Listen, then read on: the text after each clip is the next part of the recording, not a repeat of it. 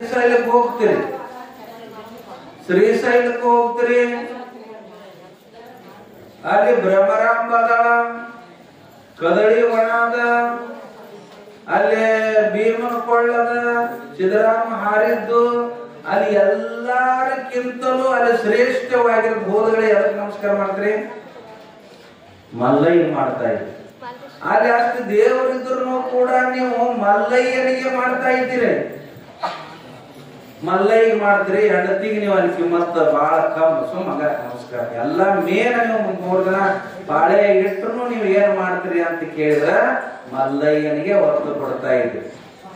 ನೀವು ಸೌದತ್ತಿಗೆ ಹೋಗ್ತೀರಿ, ಸೌದತ್ತಿಗೆ ಹೋದ್ರೆ ಎಲ್ಲಮ್ಮನ ಜಮದಗ್ನಿ ಗುಡಿ ಅದ, ಪರಶುರಾಮನ ಗುಡಿ ಅದ, ಅಲ್ಲಿ ಭಾಳ ಬಿಟ್ರಿ ಬಿಡ್ರಿ. ಮೇನ್ ಯಾವ್ದ್ರಿ?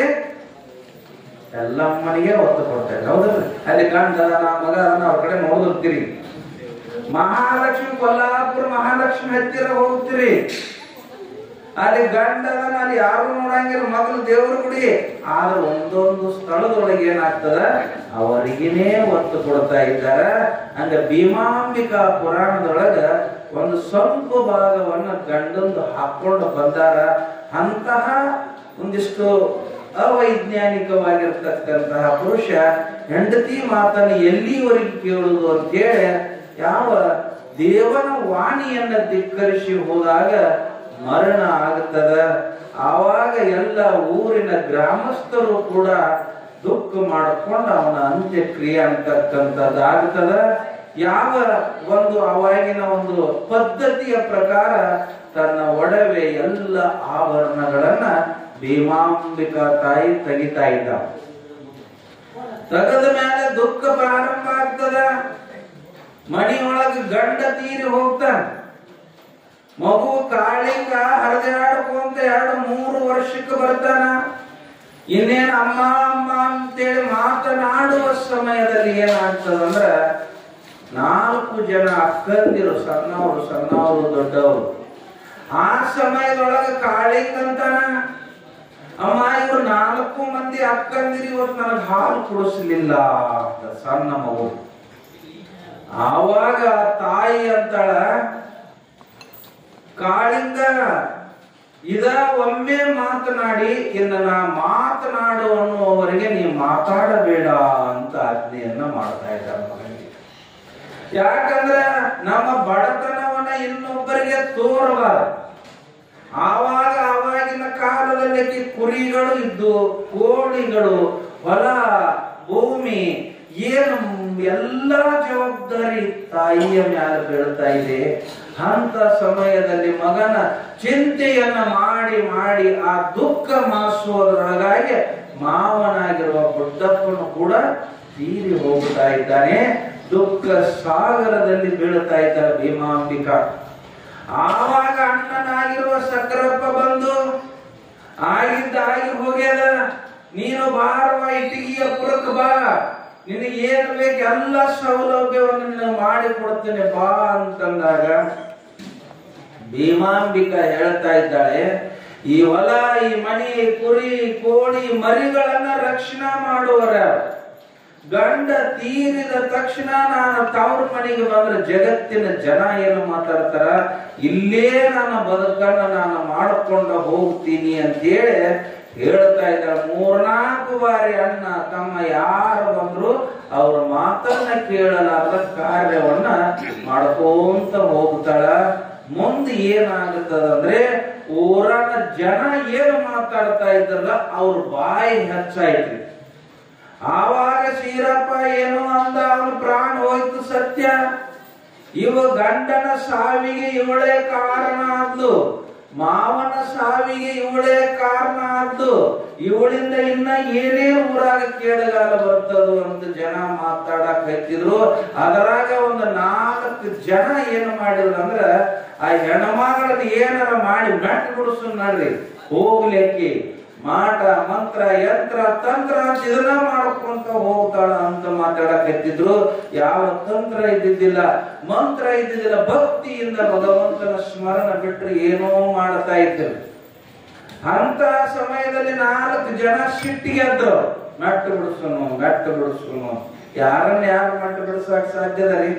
ಯಂತ್ರ ತಂತ್ರ ಮಾಟ ಜೀವಂತದವ, ಮತ್ತ ಅದು ಒಂದು ಅಂಕದ, ಮತ್ ಇಲ್ಲ ಅಂತ ತಿಳ್ಕೊಬೇಡ. ಮಂತ್ರ ಯಂತ್ರ ಬಾಳ ಅದಾವ. ಒಂದು ಔಷಧಿ ಸಿಗ್ತದ, ಅದೇನ್ ನಿಮಗೆ ಇಲ್ಲಿ ಬಾಳ ಸಿಗಲಿ. ಬಾಳ ಅಂದ್ರ ಒಂದು ಕಣ್ಣು ಮುಚ್ಚಕ, ಒಂದು ಒಳ ಮುಚ್ಚಗ, ಒಂದು ಹೊರ ಮುಚ್ಚಗ ಅಂತ ಎರಡು ಬಳಿ ಸಿಗ್ತಾವ. ನೀವು ಮುಟ್ಟಿದ ಏನಾಗ್ತದಂದ್ರ ಮುದಡಿ ಆಗ್ತದೆ. ಇದು ಒಳ ಮುಚ್ಚಗ ಅಂತ. ಅದನ್ನ ಗಿಡ ಹಿಡಿದ್ರೆ ಮುಚ್ಕೊಂಡ್ಬಿಡ್ತದ. ಅದು ಏನು ಮಾಡ್ತದಂದ್ರ ಆಕರ್ಷಣ ವಶಕ್ಕ, ಯಾವುದೇ ಒಂದು ವಸ್ತುಗಳನ್ನು ವಶ ಮಾಡ್ಕೊಳಕ್ ಅದನ್ನ ಪ್ರಯೋಗ ಮಾಡ್ತಾರ.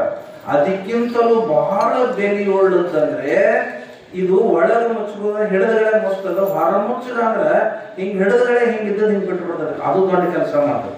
ಅದು ಸಿಗೋದು ಹಿಮಾಲಯದಾಗ ಸಿಗ್ತಾವ. ಇವೆಲ್ಲ ಅದಾವ. ಅದಕ್ಕೆ ಕೆಲ್ಸ ಏನೇನೋ ಔಷಧಿಗಳನ್ನ ಮಾಡಿದ್ರೆ ಮತ್ತೆ ಈಗೂ ಸತ್ಯ. ಈಗ ಒಂದು 10 ವರ್ಷದಿಂದ ಘಟನೆ ಆಗಿ ಹೋಗ್ರಿ.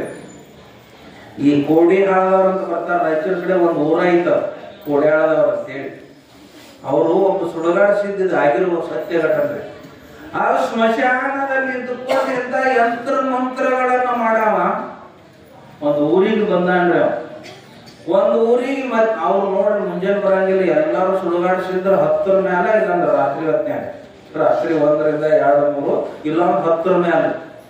ಹೆಂಗ ಅವ್ರು ಯಾವಾರ ಬಂದಾನ, ಅಲ್ಲಾಟ್ ಭಿಕ್ಷಾ ಮಾಡ್ಕೊಂತ ಬಂದಾನ. ಬಂದ ತಕ್ಷಣ ಏನಾಗ್ಯದ ಅಂದ್ರ 11 ಗಂಟೆ ಸಮಯ. ಅದಕ್ಕೆ ನಿಯಮದ ರೀ, ಧರ್ಮಶಾಸ್ತ್ರದ ನಿಯಮದ. ಹೆಣ್ಮಕ್ಳು ಹೊರಗೆ ನಿಂತು ತಲೆ ಬಚ್ಕೋಬಾರ್ದು. ಹೆಣ್ಮಕ್ಳು ಹೊರಗೆ ನಿಂತು ತಲೆ ಬಾಚ್ಕೋಬಾರ್ದು. ಆಮೇಲೆ ಕರಿ ಬಟ್ಟೆಗಳನ್ನು ಹಾಕಬಾರ್ದು. ಕರಿ ಬಟ್ಟಿ ಹೆಣ್ಮಕ್ಳಿಗೆ ಅತಿ ಶೋಭೆ ತರುವಂತಹ ಬಟ್ಟೆ ಯಾವ್ದಂದ್ರೆ ಅರಿಶಿನ ಬಣ್ಣ. ಆಮೇಲೆ ಈಗ ಉಳಿದದ್ದು ನಡೀತಾವೆಲ್ಲ ಅರಿಶಿನ. ಪ್ರತಿಯೊಂದು ಕಾರ್ಯಗಳಿಗೆ ಅರಿಶಿನ ಸೀರೆ ಯಾಕೆ ಉಳಿಸ್ತಾರೆ ನಿಮ್ಗೆ? ಶೋಭೆರೇ ಅದು, ಬಹಳ ಬೆಲೆಯುಳ್ಳಂತದ್ದು ಅರಿಶಿನ. ಒಂದಿಷ್ಟು ಅರಿಶಿನ ಬಣ್ಣ. ಈ ಉಳಿದುದು ಎಲ್ಲ ನಡೀತಾವ. ಆದ್ರೆ ಕರಿ ಬಟ್ಟಿ ಉಡಬಾರದು. ಆಮೇಲೆ ಹೊರಗೆ ನಿಂತು ತಲೆ ಬಾಚ್ಕೋಬಾರ್ದು. ಶರಗಿಲ್ಲದ ಅಡ್ಡಾಡಬಾರ್ದು. ಎಲ್ಲಾ ನಿಯಮಗಳು ಬಾಳ ಇದ್ವು ಎಲ್ಲ. ಆ ಹೆಣ್ಮಗಳು ಊರಾಗ ಒಬ್ಬ ಗೌಡರ ಸೊಸೀರಿ ಮದುವೆಯಾಗಿ ಒಂದು 6 ತಿಂಗಳಾಗ್ಯದ ಬಂದಾಳ. ಆಕಿ ಎಲ್ಲ ಅಡಿಗೆ ಮಾಡಿ ಹೊರಗೆ ನಿಂತ ತಲೆ ಬಾಚ್ಕೊಳಕತ್ತಾಳ್ರಿ. ಒಂದು ಕೊಬ್ಬರಿ ಎಣ್ಣೆ ಬಟ್ಲ ಇಟ್ಟಾಳ. ಕೊಬ್ಬರಿ ಎಣ್ಣೆ ಬಟ್ಲ ಇಟ್ಟಾಳ. ಆ ಹೆಣ್ಮಗಳು ನೋಡೋಣ ಅವಂಗ ಏನಾಗ್ಯದ ಅಂದ್ರ ಈಕೆ ನೋಡ ತಗೊಂಡ್ ಹೋಗ್ಬೇಕು ಅನ್ನೋಗ್ಯಾರ. ಅಂದ ತಕ್ಷಣ ಆಕಿ ಒಂದು ರೊಟ್ಟಿ ತರ ಕೊಳಗ್ ಹೋಗ್ಯಾಡ್ರಿ. ಬದಕಿನ ತನ್ನ ಜೋಳಿಗೆ ಒಂದಿಷ್ಟು ಪೌಡರ್ ಅದನ್ನ ಎಣ್ಣೆ ಸುರಿ ಬಿಟ್ಟಾನ. ಆಕಿ ಹೆಣ್ಮಗಳು ಬಂದ ಒಂದ್ ರೊಟ್ಟಿ ಕೊಟ್ಲು, ಪಲ್ಯ ಹಚ್ಚಿ ಹೋದ್ಲು. ಆಕಿ ಏನ್ ಮಾಡ್ಯಾಡ್ರಿ, ಪುಣ್ಯ ನೋಡ್ಯಾಳ ಅದನ್ನ ತಗೊಂಡ್ ಹಿಂಗ್ ಬದಕಿನ ಹಚ್ಕೊಂಡ್ ಬಿಟ್ಟಿದ್ರೆ ಮುಗದ ಹೋಗಿತ್ತದ. ಆಕಿ ಆ ಬಟ್ಲ ತಗೊಂಡ್ ಅಲ್ಲಿ ಏನ್ ಬಿತ್ತಿದ್ರಾಗ ಅಂತೇಳಿ ಮನಿ ಮುಂದೆ ಒಂದು ಬಂಡಿ ಇಟ್ಟಿದವ್ರು. ಏನ್ ಬಿತ್ತಿದು ಒಮ್ಮೊಂದೊಮ್ಮಲಿಗೆ ಅಂದಾಕಿನ ಆ ಕೊಬ್ಬರಿ ಎಣ್ಣೆ ಏನೋ ಹರಸ್ ಬುದಿಗೆತ್ತೆ ಬಿದ್ದತಂದ ಆ ಬಡ್ಡಿ ಮೇಲೆ ಚೆಲ್ಲಿ ಬಿಟ್ಟಾಳ. ಚೆಲ್ಲಿ ಒಳಗೆ ಹೋಗ್ಬಿಟ್ಟಾಳಕ್ಕೆ. ನಶೀಬ್ ಚಲೋ ಇರ್ಬೇಕು, ಪುಣ್ಯ ಇದ್ರಿ ಕಾಪಾಡ್ಬೇಕು. ಒಳಗೆ ಹೋಗ್ಬಿಟ್ಟಾಳಕ್ಕೆ. ಊರ್ ಹೊರಗೆ ಒಂದು ಹೆಣ್ಮಕ್ಳು ಗುಡಿಯಾಕ ಕೂತಾಳ್ರಿ. ಆಕೆ ಎಲ್ಲಿದ್ರು ಬರಬೇಕ ತಗೊಂಡು ಹೋಗಬೇಕಂತ ಕೂತಾನ್ರಿ. ಅವ್ನು ನೋಡಿದ ರಾತ್ರಿ 12 ಗಂಟೆ ಆಗೈತ್ರಿ. 12 ಗಂಟೆ ಹುಡುಗರು ಇರ್ತಾವ್ರಿ. ಹುಡುಗ್ರು ಹೆಣ್ಮಕ್ಳು ಅಲ್ಲೇ ಸಿಲ್ಲೇ ಸದಾವು. ಊರ್ ಹೊರಗೆ ಮುಕ್ಕೊಂಡನ 12 ಗಂಟೆ ಆಗ್ಯದ್ರಿ. 12 ಗಂಟೆ ಆಗನ ಆ ಬಂಡಿರಿ ಮ್ಯಾಕ್ ಎತ್ತಿರ್ತೀನಿ. ಎತ್ತಿಲ್ಲ ನಗಾರಿ ಮ್ಯಾಕ್ ಎತ್ತಿಲ್ಲ ಕಾಕ್ತಿಲ್ಲ. ಗಡ ಗಡ ಗಡ ಗಡ ಗಡ ಬಂಡಿನ ಹುಡುಗಂತ ಹೊಂಟಿರ್ತಾರ. ಅವ್ ಹುಡುಗರು ಮಕ್ಕಳು ಇದೇನ್ ಸ್ವಲ್ಪ ಹೊತ್ತಾಗ ನೋಡಾಕತ್ತಾರ. ಎತ್ತ ಇತ್ತು ತಾಣ ಹೊಂಟದ. ಎತ್ತಿಲ್ಲ ತಾನ ಗಡ ಗಡ ಗಡ ಹೋಗಿ ಆ ಗುಡಿ ಮುಂದೆ ನಿಂತಂತ್ರಿ. ನಿಂತೇಳಿ ಅಮ್ಮ ನೋಡಿ ಗಾವಾಗ್ಯಾನ. ಹೆಣ್ಮಗಳು ಬಂದಿದ್ದ ಬಂಡಿ ಬಂದ ಅಂತೇಳಿ ಗಾವಾಗ್ಯಾನ. ನೋಡಿದ್ವಿ ಹುಡುಗರು ಹೋಗ್ಯಾವ್ರಿ. 10-12 ಹುಡುಗರು ಹೋಗಿ ಬೆದರ್ಸ್ಯಾರ. ಕರೆ ಹೇಳ ಮಗನ, ನಿನ್ನ ಬಲತ್ತೀವೋ ಏನಿದ್ ಯಾಕೆ ನಡ್ಕೋತ ಬಂದೈತಿ, ಇದು ಯಾಕೆ ನಿನ್ನ ಜೋಡಿ ಬಂದೈತಿ ಹಾಗೆ ಅನ್ನುವಂತೆ ಮನಗಣ ಬಡಿಯಾನ. ಅವ್ ಇದ್ದದ್ ನೀ ಕರೆ ಹೇಳ ಬಿಡುತ್ತೀವು ಅಂದಗಡೆ ಅವ್ ಹೇಳಿದಂತೆ ಹಿಂಗೆ ಹೆಣ್ಮಗಳು ಇಂತ ಔಷಧ ಹಾಕಿ ಬಂದಿದ್ನಿ. ಆಕೆ ಏನೋ ಹಚ್ಕೊಂಡಂಗಿಲ್ಲ, ಅದ್ರ ಮೇಲೆ ಚೆಲ್ಲಿದಂಗದಾಳ ಅಂದ್ರೆ ಗಾಮ ಹೊಡೆದ್ ಮ್ಯಾಟ್ ಬಿಡಿಸಿದ್ರ. ಮತ್ ಏನ್ ಮಾಡವ್ರು? ಅದಕ್ಕ ಬಹಳ ಈಗಿನ ಒಂದಿಟ್ಟು ಬೇಸಿಗೆ ಈಗ ಬಹಳ ಯಂತ್ರ ಮಂತ್ರ ತಂತ್ರ ಕಡಿಮೆ ಆಗ್ಯಾವ. ಅದಕ್ಕೆ ಏನ್ ಮಾಡೋದು ಅಂದ್ರೆ ಪರಮಾತ್ಮನ ಸ್ಮರಣ ಇತ್ತು ಅಂದ್ರೆ ಕಾಪಾಡ್ತದ. ಅದಕ್ಕೆ ಸಂಸಾರದೊಳಗೆ ಸಾವಿರಾರು ವಿಘ್ನಗಳು ಬರ್ತಾವ. ಮನುಷ್ಯರು ಬಹಳ ಹುಷಾರಿರ್ಬೇಕು. ಯಾಕಂದ್ರೆ ಕ್ಷಣ ಕ್ಷಣಕ್ಕೂ ದುಃಖಗಳು ಬರ್ತಾವ್ರಿ, ಕಾಪಾಡೋರು ಯಾರ್ದಾರ? ಅಣ್ಣ ತಮ್ಮ ಇದ್ರಂತ ಇಬ್ರು ಅಣ್ಣ ತಮ್ಮ ಇದ್ರು. ಊರಾಗ ಒಂದು 20 ಎಕರೆ ನೀರಾವರಿ, 20 ಎಕರೆ ನೀರಾವರಿ, ಅಣ್ಣ ತಮ್ಮ, ಸುಂದರ ಸಂಸಾರ. ಒಬ್ಬೊಬ್ರು ಊರಾಗ ಇರ್ತಾರ್ರಿ. ಈ ಗಂಡ ಹೆಂಡತಿ ಅದ್ರ ಸಾಕ PhD ಮಾಡಿದ್ಲಂತ. ಅಂತ ಕೇಳ್ಬೇಕು ನೋಡ, ಗಂಡ ಹೆಂಡತಿ ಅದ್ರ ಸಾಕ PhD ಮಾಡಿದ್ಲಂತ. ಒಂದು 80 ವರ್ಷದ ಆಚೆಗೆ ಅವರು ಯಾರ ಗಂಡ ಹೆಂಡತಿ ಚಲೋ ಅದಾರ ಅಂತಂದ್ರ ಅದನ್ನ ಅದ್ರ ಸಾಕ PhD ಅಂದ್ರೆ ನಂಬರ್ 1 ರೀ.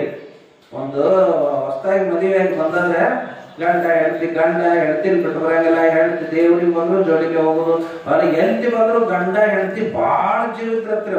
ಅವ್ರು ನೋಡೋದು ಊರನ್ನ ಅವ್ರ 4 ಮಂದಿ ಹೊಟ್ಟಿ ಕೆಚ್ಚು ಮಾಡ್ಕೊಂಡ ಒಟ್ಟು ಇವ್ರು ಅಗಲಬೇಕು ಅನ್ಬೋಡು ಚಾಡಿ ಹೇಳಿದ್ರು ಒಟ್ಟ ಗಂಡ ಹೆಂಡತಿ ನಮ್ದಿಲ್ಲ. ಅನ್ಬೋಡ್ದ ಮುದುಕಿ ಇರ್ತಲ್ಲ, ಮುದುಕಿ ಅಂತೇಳಿ ಬಂದ್ರು. ಆಕೆ ಇಲ್ಲಿಂದ ಇರ್ತಾನ ಬೆಳ್ಳಿ ಕಡೆ ಹಾಕೊಂಡಿದ್ಲಂತ್ರಿ. ಇಂಥ ಕೆಲಸ ಮಾಡಿ ಬೆಳ್ಳಿ ಕಡೆ ಹಾಕೊಂಡಿದ್ಲಂತೈತಿ. ಅಮ್ಮ ಹಿಂಗ ಇಂಥದ್ದೊಂದು ಕೆಲಸ ಮಾಡ್ಬೇಕು, ನೀ ಮಾಡಿದ ಅಂದ್ರೆ ನಿನಗೆ ಒಂದು 5 ತೊಲಿ ಬೆಳ್ಳಿ ಕಡೆ ಹಾಕ್ತಿವು, ಒಂದು 1000 ರೂಪಾಯಿ ಕೊಡ್ತೀವು. ಏನಂತಮ್ಮ ಹಿಂಗ ಗಂಡ ಹೆಂಡ್ತಿರ ಅವ್ರು ಅಗಲಿಸ್ಬೇಕು. ಅದೇಂತಮ್ಮ 1 ನಿಮಿಷದಾಗ ನನಗಂತ 1 ನಿಮಿಷನಾಗ ಅಗಲಿಸ್ತೀನಿ. ಯವ್ವ ನಾವು 1 ತಿಂಗಳಾಯ್ತು ಆಗಿ ಹೇಳಿದ್ವು, ಅವಾಗ ಹೇಳಿದ್ವು, ಒಟ್ಟ ನಂಬಲ್ರು.